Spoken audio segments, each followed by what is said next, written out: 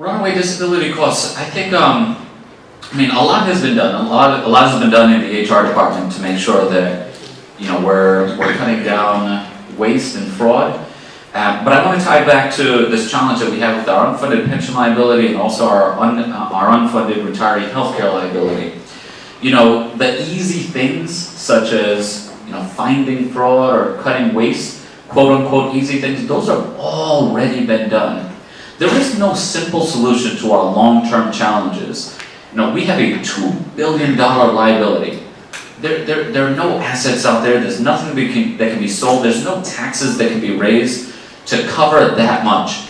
Just to give you a sense of the scale of the challenge that we have. You know, you might find a $10 million solution.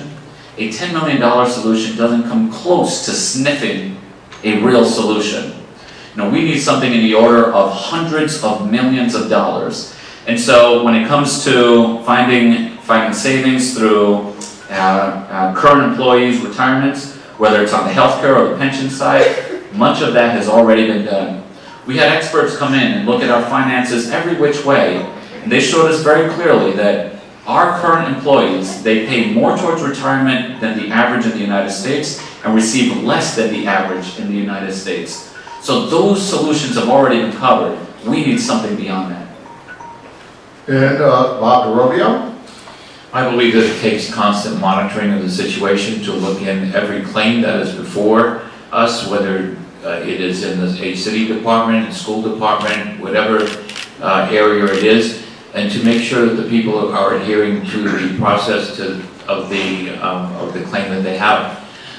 There are a lot of dollars wasted. There are a lot of people out there that are using these claims to collect from the city when they really can be active members of the city in some other capacity.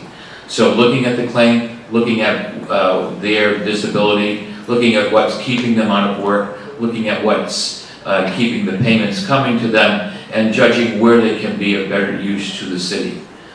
I would also like to address the issue of looking at large chunks of money to go into the correcting the pension liability. If we don't look at every additional dollar that's coming into the city, whether it's 1 million, 3 million, 15 million, then I don't think we're ever going to get out of this situation where we have this unfunded liability. We have to take every additional dollar coming into the city and putting it towards that liability. And Kobe? You know, the question was about disability fraud, and what I would like to say is that's why I will stick to what I've been saying all along. It's about residency. It's about people that live here, okay? Providence is one of the only cities where people will break their necks to get a city job. Why? It's not because it's luxurious. It's because they know these are some of the things that they can get away with because there's no oversight. There's no one watching. I know, I'm in the city every day in the streets. I've gotten out my car sometimes and seen city workers and I put my hand up, like, really? The break's over. So we need people that live in Providence to work for Providence. Okay, so every time we do this, you know, hiring from out of state and looking for people elsewhere, no, we need people that love this city. That's how you stop fraud.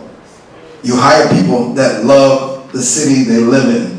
Because when you can get on 95 and head down south, or whichever way you're going, after work, why would you care about not cheating the system? You don't care because you don't pay taxes here, and you don't live here. So let's change this situation to where every time we're looking for some city workers, we're always going outside the city. Dee Dee Whitman, your view on disability? So again, when I spoke with people on the Finance Council, of our City Council, again, there wasn't an accurate census of what the retirees' health care, how it was being spread out. They didn't know who was on disability. They didn't know how many were on, who were eligible for Medicare, who were still on private insurance. You need to find out exactly what the mess is, and find out who is getting what and how much that costs.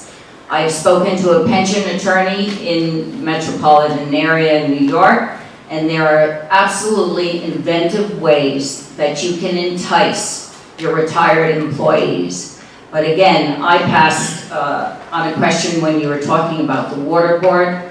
I'm 100% against selling the water to make up for the unfunded pension liability. It's a one-time fix, and it's a Band-Aid, and it's not the real answer to fixing the pension problem. And who's to say, when the water is in a private developer's hands, that our quality and our prices may be threatened by an outside developer, and forgive me, an outside business who owns our water. So